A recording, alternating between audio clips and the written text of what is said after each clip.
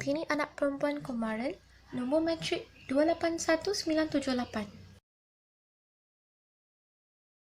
Saya akan membincangkan tentang pengenalan isu akibat COVID-19.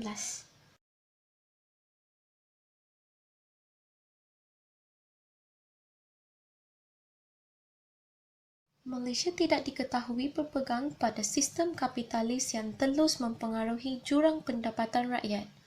Sebagai pengganti, Malaysia mengamalkan ekonomi campuran. Sistem ekonomi campuran ditakrifkan sebagai sistem ekonomi yang menggabungkan elemen ekonomi pasaran dan elemen ekonomi organisasi. Ia adalah sintesis sosialisme dan kapitalisme. Kapitalisme adalah sistem ekonomi yang dapat dan mendorong perusahaan swasta beroperasi untuk menjana keuntungan. Kapitalisme juga disebut sistem pasar yang ditandai dengan pemilikan tanah swasta. Pasar yang kompetitif beraturan hukum yang stabil dan pasar modal yang dikendalikan secara bebas termasuk perusahaan swasta dan publik. Wabak COVID-19 awal mengejutkan seluruh dunia serantau. Ia dijangka bersifat sementara, tetapi terus menyebabkan sebilangan besar jangkitan dan kematian di Malaysia. Banyak perindustrian di setiap negara terlibat secara langsung atau tidak langsung dalam tekanan dan kesan atau pengaruh wabak ini. Industri penjagaan kesihatan dianggap terlibat dalam industri ini. Hasil langsung dan segera, di mana keperluan timbul kandungan ubat-ubatan dan bekalan kesihatan tinggi. Di samping itu terdapat penyusutan dan kehilangan pendapatan industri seperti perhotelan, pelancongan, makanan, pembuatan, pengangkutan serta pendidikan. Kerajaan mesti mengambil langkah-langkah untuk menghentikan penyebaran wabak coronavirus ini. Memang wabak COVID-19 sedang melanda dunia menyebabkan ekonomi dunia termasuk ekonomi negara terjejas teruk Malaysia. Pemulihan ekonomi negara bergantung kepada cara pemerintah menangani wabak COVID-19. Sekiranya negara berjaya mengawal penyebarannya, ini sangat biasa jadi negara juga dapat mengembangkan ekonomi negara itu semula. Saya Nur Farhina Najwa binti Mohaimi, nombor matrik 278768 akan mengulas tentang kesan pandemik COVID-19 terhadap ekonomi Malaysia. COVID-19 bukan sahaja mengancam kesejahteraan hidup manusia, malah turut menjejaskan sistem politik, sosial dan sistem ekonomi. Pelaksanaan Perintah Kawalan Pergerakan PKP merupakan langkah drastik kerajaan dalam mencegah kebolehjangkitan wabak ini. Oleh yang demikian, kerajaan terpaksa menghadapi krisis ekonomi, kesan daripada penutupan sektor ekonomi seperti sektor pelancongan, sektor perkhidmatan, sektor pengangkutan dan sektor perkilangan. Kesan yang pertama ialah kemerosatan sektor pelancongan. Sektor pelancongan yang merupakan sumber ekonomi kedua terbesar Malaysia adalah antara sektor yang paling teruk terjejas. Penutupan sempadan negara secara langsung telah menyekat pergerakan keluar masuk pelancong dari dalam dan luar negara. Hal ini pastinya turut menjejaskan sektor yang berkaitan sebagai contoh sektor perhotelan dan sektor penerbangan. Pembatalan tiket tempahan penerbangan, tempahan hotel dan khidmat pelancongan menyebabkan syarikat yang terlibat terpaksa menanggung kerugian yang besar. Selain itu, ketiadaan pelancong turut menjejaskan perniagaan masyarakat tempatan. Lebih memilukan, bukan sahaja pelancong dari luar negara yang dikenakan sekatan masuk ke dalam negara, malah perjalanan rakyat Malaysia dalam negara turut terbatas dan menyebabkan rakyat Malaysia tidak dapat bercuti walaupun dalam negara sendiri. Kesannya, sektor pelancongan domestik turut terjejas. Kesan yang kedua ialah peningkatan kadar pengangguran. Penutupan sektor-sektor penting dalam negara menyebabkan berlakunya pengurangan tenaga kerja. Penyekatan pergerakan keluar masuk sempadan daerah dan negeri telah membataskan pergerakan rakyat yang bekerja di luar daerah atau luar negeri. Keadaan yang rumit ini telah memberi tekanan kepada rakyat sehingga ada yang membuat keputusan untuk berhenti bekerja. Kerugian besar syarikat atau agensi tertentu memaksa syarikat untuk memecat staf mereka.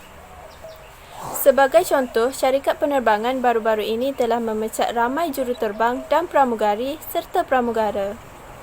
Kesan yang ketiga ialah aktiviti import dan ekspor terjejas.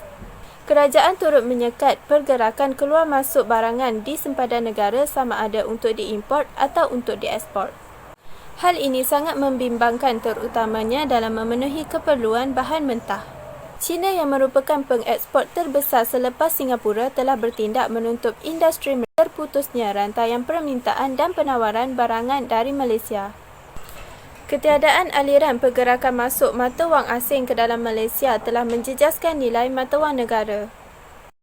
Kesan yang keempat ialah krisis sektor perbankan. Sektor perbankan mengalami krisis kesan daripada penguncupan ekonomi Malaysia.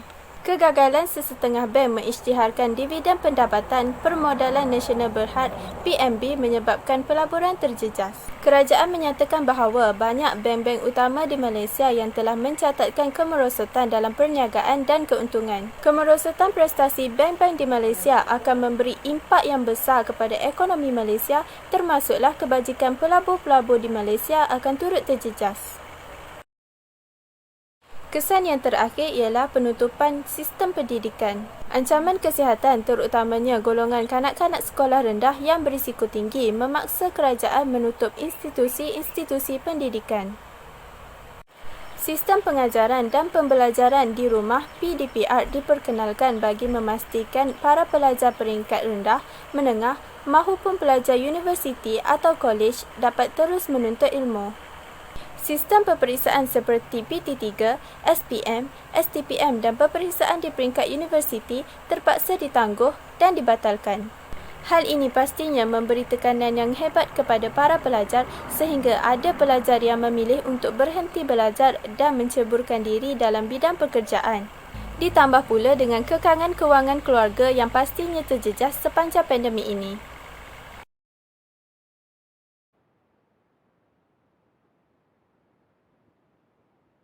Okey, Assalamualaikum. Saya Muhammad Irfan bin Bakar, Motifik 264761.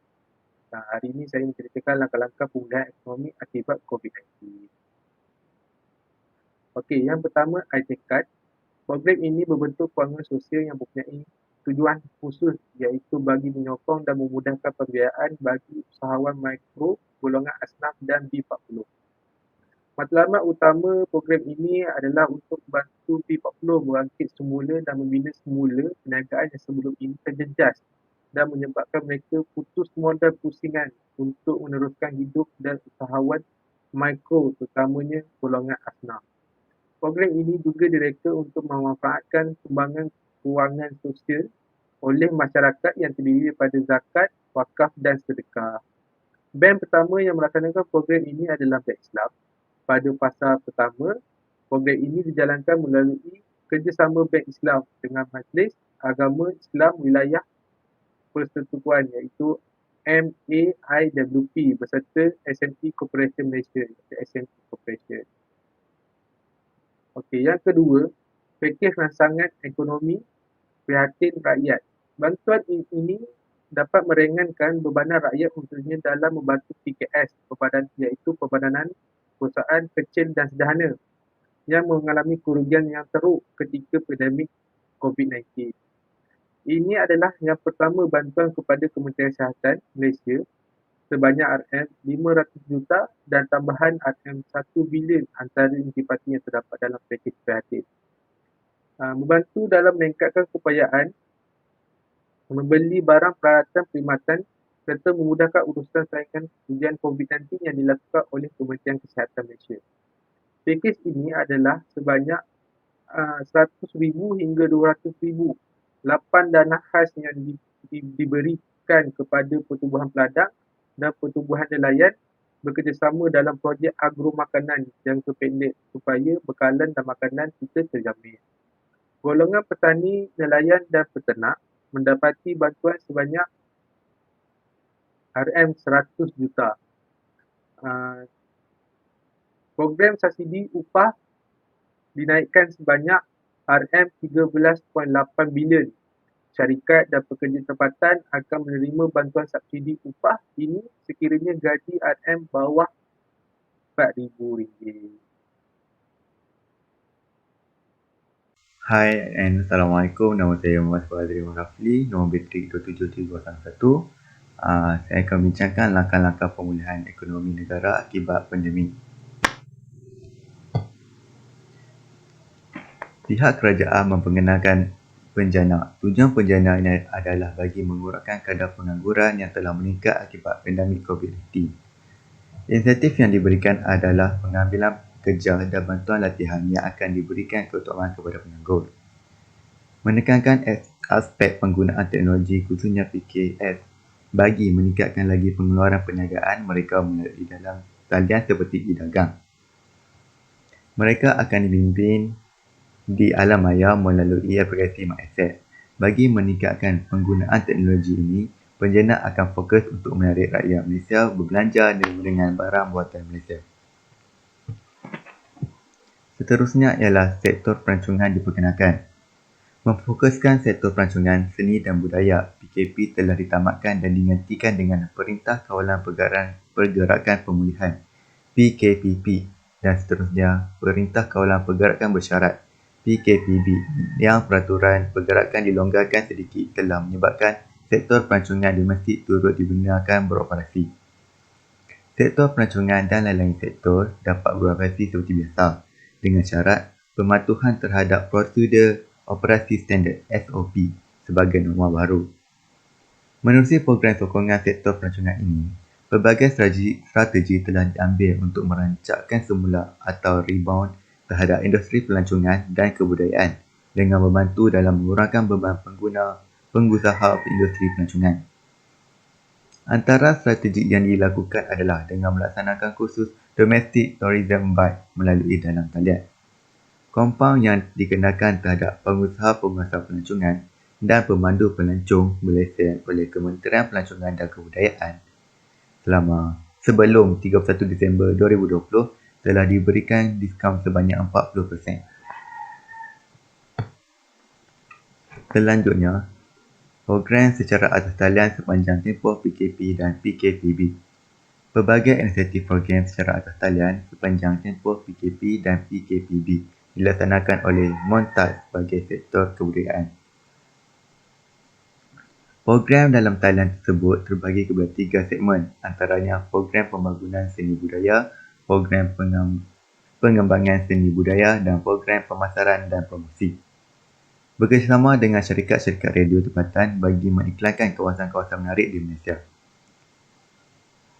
Taurus Malaysia telah terlibat bagi menyokong sokongan pegiat industri untuk membuat promosi produk mereka iaitu melalui laman sesawang www.malaysiatravel serta melalui platform laman sosial yang telah disediakan oleh Ibu Pejabat dan Pejabat Wilayah. Kempen Cuti-Cuti Malaysia turut giat diwawarkan bagi menarik rakyat tempatan melancong di dalam negara sendiri. Montas telah mengemukakan cadangan berkenaan 12 sektor pelancongan dan kebudayaan yang terbagi kepada 2 kategori iaitu dibenarkan dengan SOP dan senarai terlarang. Kesimpulan.